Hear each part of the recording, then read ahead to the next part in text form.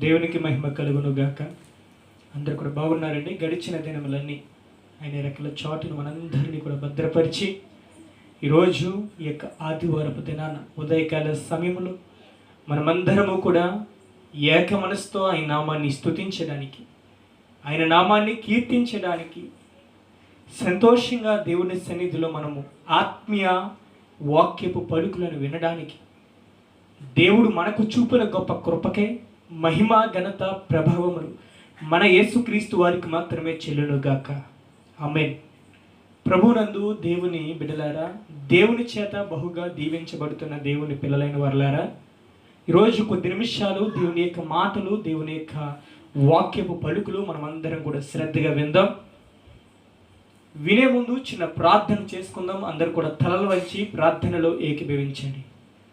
మమ్మల్ని మిక్కిలిగా ప్రేమించుచున్న అతి ప్రియ పరలోకపు తండ్రి, మీ శ్రేష్టమైన ఘనమైన అతి శ్రేష్టమైన ఉన్నతమైన పవిత్రమైన నామానికి స్తుతులు స్తోత్రములు ప్రభువా. అయ్యా, గడిచిన దినములన్నీ మీ రెక్కల చాటుని మీరు భద్రపరిచారు. ఈ రోజున ఈ యొక్క 5వ తారీఖున ఈ యొక్క ఆదివారపు దినాన మేమందరము కూడా ఉదయకాల సమయంలో మీ నామాన్ని స్తుతించడానికి ప్రభువా, మీరు మాకు చూపిన గొప్ప కృపకే మీకు మాత్రమే కృతజ్ఞతాస్తుతులు చెల్లిస్తున్నాం.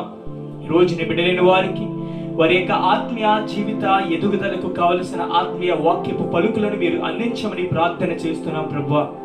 ఎవరైతే ఈ రోజు వాక్యాన్ని వింటున్నారో ప్రతి కుటుంబాన్ని, ప్రతి బిడ్డను పేరు పేరున దీవించండి, ఆశీర్వదించి వాక్య పరిచర్య అంతా మీ నామానికి మీరు మహిమకరంగా జరిగించి ప్రతి విషయంలో మీరు మాత్రమే మహిమ పొందుతారని నజరేయుడైన యేసుక్రీస్తు నామంలో అడిగి ప్రార్థిస్తూ జవాబును పొందుకుని నామ తండ్రి, ఆమేన్.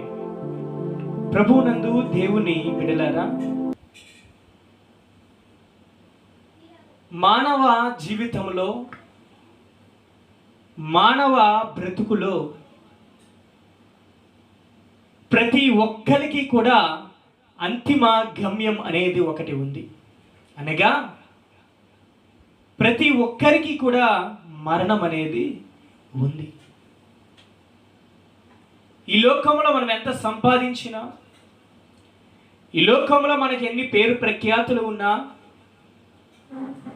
ఈ లోకంలో మనకి ఎంత అందమున్నా, ఈ లోకంలో మనకి ఎన్ని బంగారాలు ఉన్నా, ఈ లోకంలో మనకి ఎన్ని కార్లు ఉన్నా,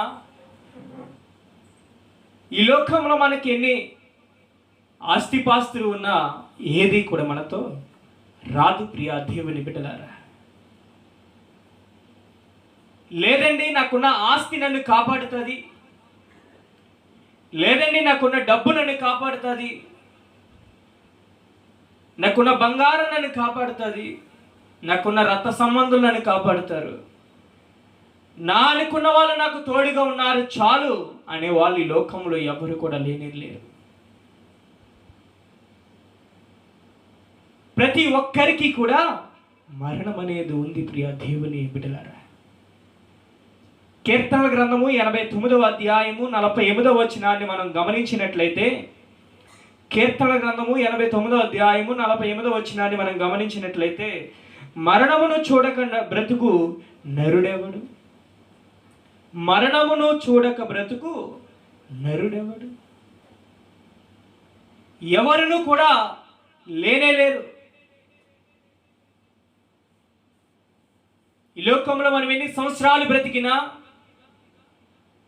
బంగారు ఇండ్లలో మనం బ్రతికినా, బంగారు పళ్ళెములో మనం అన్నం తిన్నా, బంగారు గ్లాసులో మనం మంచినీళ్ళు త్రాగినా, లగ్జరీ కారులో మనం తిరిగినా,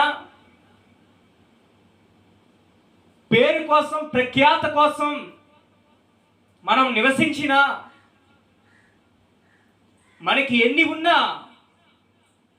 ఏవి కూడా మనతో రానే రావు ప్రియ దేవుని బిడ్డలారా. ప్రతి ఒక్కరము కూడా ఒకనొక సందర్భంలో మనము మరణించవలసిన వారమే. ఈ లోకంలో మనకు శాశ్వతమైనది ఏది కూడా లేదు. ఈ ఇల్లు నాకుంది, ఇది నాతో వస్తుంది, ఈ బంగారం నాకుంది, ఇది నాతో వస్తుంది, ఈ ఆస్తిపాస్తులు నాకు ఉన్నాయి, ఇవి నాతో వస్తుంది అంటాకి లేనే లేదు ప్రియ దేవుని బిడ్డలారా. ఎన్ని సంపాదించినా, ఎన్ని ఉన్నా, ఎవరు ఉన్నా అవేమీ కూడా మనతో రానే రావు. దిగంబరిగా మనం ఈ లోకంలో జన్మించాం, మరలా దిగంబరులుగానే ఆయన చెంతకు మనం చేరేవారిగా ఉండాలి ప్రియా దేవుని బిడ్డలారా. ఈ లోకంలో జీవిస్తున్నాం, మరణిస్తున్నాం, బాగానే ఉంది. మరి మరణము తర్వాత ఏమిటి మన యొక్క జీవితం, మరణము తర్వాత ఏంటి మన యొక్క పరిస్థితి అనేది ఈరోజు మనం ఆలోచించినట్లయితే మరణము తర్వాత రెండు ఉన్నాయి. అవి ఏమిటంటే, ఒకటి నిత్య జీవము, రెండు నిత్య నరకము ప్రియ దేవుని బిడ్డలారా. నిత్య జీవానికి మనం వారసులు అవ్వాలంటే దేవుడు మనకు ఇచ్చిన ఒక గ్రంథం ఇచ్చాడు. దేవుడు ఒక గ్రంథాన్ని మనకు అనుగ్రహించాడు. ఈ లోకంలో నువ్వు ఎలా జీవించాలి, ఏమి తినాలి, ఏమి త్రాగాలి, ఎక్కడికి వెళ్ళాలి, ఎక్కడికి వెళ్ళకూడదు, ఏమి చేయాలి, ఏమి చేయకూడదు, నువ్వు ఎలా జీవించాలి, ఎలా జీవించకూడదు అనేది ప్రతీది కూడా ప్రియా దేవుని బిడ్డలారా గ్రంథములో తన ప్రవక్తల చేత అతను రూపొందించిన గ్రంథము ఒకటి ఉంది. అదే పరిశుద్ధ బైబిల్ గ్రంథము ప్రియా దేవుని బిడ్డలారా. ఆ పరిశుద్ధ బైబిల్ గ్రంథాన్ని మనం ఫాలో అవి దేవుని యొక్క వాక్యము పలుకులు మన హృదయంలో మదిలపరచుకుని ఆయన యొక్క కట్టడలను, ఆయన యొక్క ఆజ్ఞల ప్రకారం మనం ఎప్పుడైతే నడుచుకుని జీవిస్తామో, దేవుని సన్నిధిలో యథార్థత కలిగి మనం ఎప్పుడైతే కొనసాగుతామో, దేవుడు మనకిచ్చిన పనిని ఎప్పుడైతే ఆయన రాకడ పర్యంతరము కూడా మనం కొనసాగిస్తామో, ఆయనకి ఇష్టపూర్వకంగా మనం ఎప్పుడైతే జీవించగలుగుతామో ప్రియా దేవుని బిడ్డలారా, నిత్య జీవానికి మనము వారసులుగా అవ్వడానికి అవకాశం అయితే ఉంటుంది. ఆ యొక్క పరలోకములో ఆకలి దప్పగిల ఉండవు. ఎల్లప్పుడూ కూడా మనకు సంతోషమే, ఎల్లప్పుడూ కూడా మనకు సమాధానమే. ఆయనతో సుఖంగా, ఆయనతో సంతోషంగా గడిపే ఆ యొక్క ప్లేస్ ప్రియా దేవుని బిడ్డలారా. అటువంటి నిత్య జీవానికి నీవు నేను కూడా వారసులుగా అవ్వాలంటే మనము ఈ లోకంలో చేయవలసిన పనులు కొన్ని ఉన్నాయి. అవేంటంటే, దేవుడు ఇచ్చిన ఆజ్ఞలను గైకుంటూ, దేవుడిచ్చిన కట్టడాలకు మనం కట్టుబడి జీవిస్తూ, యథార్థత కలిగి, నమ్మకము కలిగి, నీతి కలిగి, న్యాయము కలిగి, ప్రేమను పంచుకుంటూ, ఐక్యత కలిగి దేవుని సన్నిధిలో ఎప్పుడైతే మనము ఆత్మీయ అభివృద్ధిలో ఎదుగుతామో, దేవుడికి మనకు ఎప్పుడైతే ఒక ఐక్య సంబంధము ఏర్పడుతుందో, ఆత్మీయ సంబంధము ఏర్పడుతుందో, అలాంటప్పుడు ప్రియా దేవుని బిడ్డలారా మనము ఆయన రాజ్యానికి వారసులుగా అవ్వడానికి అవకాశాలు అయితే ఉంటాయి. అంతేగాని ఈ లోకంలో జీవించినంత కాలము కూడా ఇదంతా నేను సంపాదించినదే, ఇదంతా నేను సంపాదించినదే కాబట్టి నేను చనిపోయిన తర్వాత ఇదంతా కూడా నాతో పాటు వస్తుంది, వీళ్ళందరూ కూడా నా వాళ్ళే కదా, నేను చనిపోయిన తర్వాత వీళ్ళందరూ కూడా నాతోనే వస్తారనే పొరపాటు మాటలు మనం మాట్లాడుకుంటూ మన యొక్క ఆలోచన అటు రీతిగా ఉంటుంది. కానీ ఈ లోకంలో జీవిస్తున్న నీవు నేను ఆలోచించవలసినది ఏమిటంటే, ఈ లోకంలో మనకి ఎన్ని ఉన్నా, ఎవరు ఉన్నా, ఏది కూడా మనతో సాటి రానే రాదు ప్రియా దేవుని బిడ్డలారా. మనతో ఉండేవాడు, మనల్ని చూచేవాడు, మనతో శాశ్వత కాలం నడిచేవాడు ఒకడు ఉన్నాడు. ఆయనే నా ప్రభు అని యేసుక్రీస్తు వారు. దేవునికి మహిమ కలుగును గాక. ఈ లోకంలో నివసించినంత కాలము కూడా ఆయన్ని తెలుసుకుని, ఆయన చెంత నువ్వు చేరి, ఆయనతో నువ్వు ఎప్పుడైతే బంధాన్ని ఏర్పరచుకుంటావో, ఆ బంధము ఎన్నటికీ కూడా తెగని బంధము ప్రియా దేవుని బిడ్డలారా. సాధు సుందర్ సింగ్ అనే వ్యక్తి మనందరికీ కూడా తెలిసిన వ్యక్తే. గొప్ప ధనవంతుడు, సిక్కు మతానికి చెందిన వ్యక్తి. ఆయనకి ఎన్నెన్నో ఉన్నాయి, కానీ ఆయన ఆత్మలో శాంతి లేదు, ఆయన ఆత్మలో సమాధానం లేదు, నెమ్మది లేదు. అయితే ఒక రాత్రి ఆయన అనుకున్నాడు, అసలేంటి నా పరిస్థితి? నాకు అన్నీ ఉన్నాయి కానీ నా మనసులో నెమ్మది లేదు, అన్నీ ఉన్నాయి కానీ నా మనసులో శాంతి లేదు. ఏంటి దీనికి కారణం? నన్నంటూ సృష్టించిన వాడు ఒకడు ఉంటాడు కదా, నన్నంటూ నడిపించేవాడు ఒకడు ఉంటాడు కదా, అసలు ఆయన ఎవరు? ఈ రాత్రే గనక ఆయన నాతో మాట్లాడకపోతే, ఈ రాత్రే గనక ఆయన నాకు కనిపించకపోతే ఈ రాత్రి నేను చనిపోతా అనే ఆలోచన అతను తీసుకున్నాడు. ప్రియ దేవుని బిడ్డలారా, దేవుని యొక్క మహాకృపను బట్టి ఆ రోజు తెల్లవారుజామున దేవుని దర్శనం ద్వారా తన దర్శనము పొందాడు. ఇటు రీతిగా ఈ లోకంలో ఎంతో మందికి ఆస్తిపాస్తులు ఉన్నా, వెండి బంగారాలు ఉన్నా, అంతస్తులు ఉన్నా, మేడమిత్తులు ఉన్నా, ఎన్ని ఉన్నా కూడా వాళ్ళలో ఏమీ లేదు, శాంతి లేదు, సమాధానము లేదు, నెమ్మది లేదు. కానీ ఈరోజు గొప్ప శుభవర్తమానం నా దేవుడిని చెంతకు చేర్చుకుని వచ్చాడు. అదేమిటంటే శాంతినిచ్చే దేవుడు ఉన్నాడు, సమాధానాన్ని ఇచ్చే దేవుడు ఉన్నాడు, ప్రేమను పంచే దేవుడు ఉన్నాడు, ఐక్యతనిచ్చే దేవుడు ఉన్నాడు, నెమ్మదినిచ్చే దేవుడు ఉన్నాడు, ఆరోగ్యాన్ని ఇచ్చే దేవుడు ఉన్నాడు. వీటన్నిటికంటే ముఖ్యంగా నిత్య జీవాన్ని ఇచ్చే దేవుడు ఉన్నాడు. ఆయనైన ప్రభుని యేసుక్రీస్తు వారు. దేవునికి మహిమ కలుగును గాక. ఆయనకి నీకు ఒక సంబంధాన్ని ఏర్పరచుకో. ఆయన కోసం నువ్వు ఎక్కడెక్కడికో వెళ్ళవసరలే, ఏవేవో చేయవసరలే. నీవు ఉన్న చోటనే మోకరించి, ప్రభువా ఇప్పటి వరకు నువ్వెవరో నాకు తెలియదు, నీవేవేవో నమ్మి నా ఇష్టానుసారమైన జీవితాన్ని నేను కొనసాగించా, కానీ ఇప్పటి నుండి నేను నిన్ను తెలుసుకున్నానయ్యా.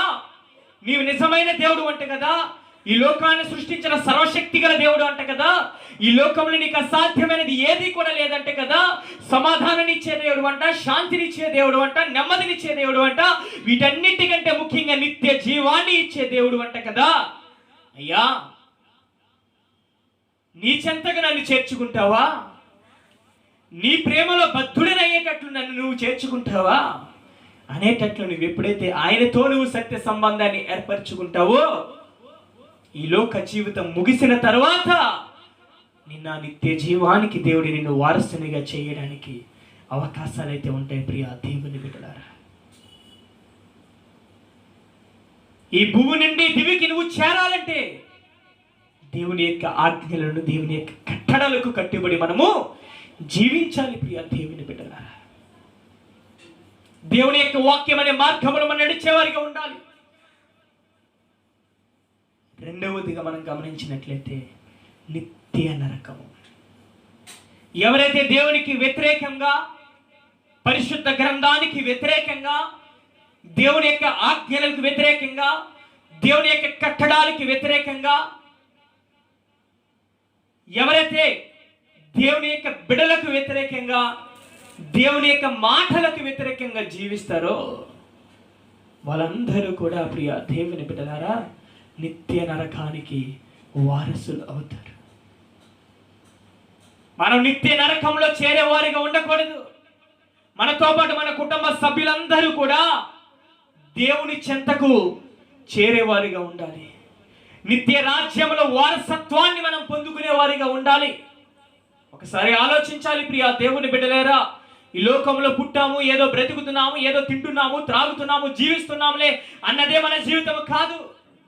ఎందెందరో జీవిస్తున్నారు, మరణిస్తున్నారు. మరణించిన తర్వాత వారి యొక్క జీవితం ఏమైపోతుంది అనేది ఈరోజు మనము ఆత్మ పరిశీలన చేసుకోవాలి. మరణించిన తర్వాత నిత్య జీవానికి వారు వారసులు అవుతున్నారా లేదా అనేది కుటుంబ సభ్యులుగా మనము ఆత్మ పరిశీలన చేసుకోవాలి. ఆ దేవుని చెంతకు మనం చేరాలంటే, ఆ నిత్య జీవానికి మనం వారసులు కావాలంటే ఈ లోకంలో మనం ఎలా జీవించాలా అనేది మనకి ఒక ప్రామాణిక గ్రంథము, పరిశుద్ధ గ్రంథము ఒకటి ఉంది. అదే బైబిల్ గ్రంథము. ప్రియ దేవుని బిడ్డలారా, ఈ పరిశుద్ధ గ్రంథాన్ని చేతపట్టి, ఈ పరిశుద్ధ గ్రంథాన్ని చదివి, ఈ పరిశుద్ధ గ్రంథం అనే ప్రామాణిక గ్రంథములో వారి జీవితాన్ని కొనసాగించిన వారు ఎవరైతే ఉన్నారో ఇప్పటి వరకు కూడా ఏ మనుషుడు కూడా నశించిపోలేదు. ప్రియ దేవుని బిడ్డలారా, ఈరోజు నీవు కూడా ఆ పరిశుద్ధ గ్రంథాన్ని చేతపట్టి దేవుడు రాయించిన ఆత్మీయ వాక్యపు పలుకులను విని చదివి వాటి ప్రకారంగా గైకొని నీ యొక్క ఆత్మీయ జీవితాన్ని నువ్వు ఎప్పుడైతే అభివృద్ధి పరుచుకుంటావో దేవునిలో ఇంకా ఆత్మీయ అభివృద్ధి పొంది ఆయన ఏర్పరిచిన ఆ యొక్క నిత్య జీవానికి దేవుడు నిన్ను వారసునిగా చేయడానికి అవకాశాలు అయితే ఉంటాయి. అట్టి రీతిగా ప్రియ దేవుని బిడ్డలారా, దేవుడు మన కోసం దాచి ఉంచిన ఆ యొక్క నిత్య జీవానికి మనం వారసులుగా అవ్వాలంటే ఈ లోకంలో దేవుడు మనకు ఏర్పరిచిన నియమ నిబంధనలను మనం పాటిస్తూ ఆ దేవాది దేవుని చెంతకు చేరేవారిగా మనమందరము కూడా ఉండాలని ప్రభువు పేరట మీ అందరికీ మనవి చేస్తున్నాం. అందరూ కూడా తలలోంచండి, ప్రార్థనలో ఏకీభవించండి. మమ్మల్ని మిక్కిలిగా ప్రేమించుచున్న అతి ప్రియ పరలోకపు తండ్రి, అయ్యా కొద్ది మాటలు ప్రభువా నీ బిడ్డలకు మీరు అందించిన విధానం బట్టి మీకు స్తుతులు. అయ్యా ఈ లోకం మాకు శాశ్వతము కాదయ్యా, పరలోకమే మాకు శాశ్వతము ప్రభువా. మీరు ఏర్పరిచిన ఆ యొక్క నిత్య జీవానికి మేము వారసులుగా అవ్వాలంటే ఈ లోకంలో ప్రభువా మీరు ఏర్పరిచిన ప్రామాణిక గ్రంథమైన పరిశుద్ధ గ్రంథాన్ని మేము ఫాలో అవి అయ్యా నీ యొక్క వాక్యం అనే ఖడ్గాన్ని మా హృదయంలో బదిలపరుచుకొని మీకోసం మేము రాష్ట్రంగా నిలబడే కృపను అటువంటి దీవెన ఆశీర్వాదం అందరికీ దయచేస్తారు. వాక్యాన్ని నన్ను బిడ్డలందరికీ కూడా వాక్య మార్గంలో బలపడే కృపను దయచేస్తారని అసలు యేసుక్రీస్తు నామంలో అడిగి ప్రార్థిస్తూ జవాబును పొందుకుని నామమున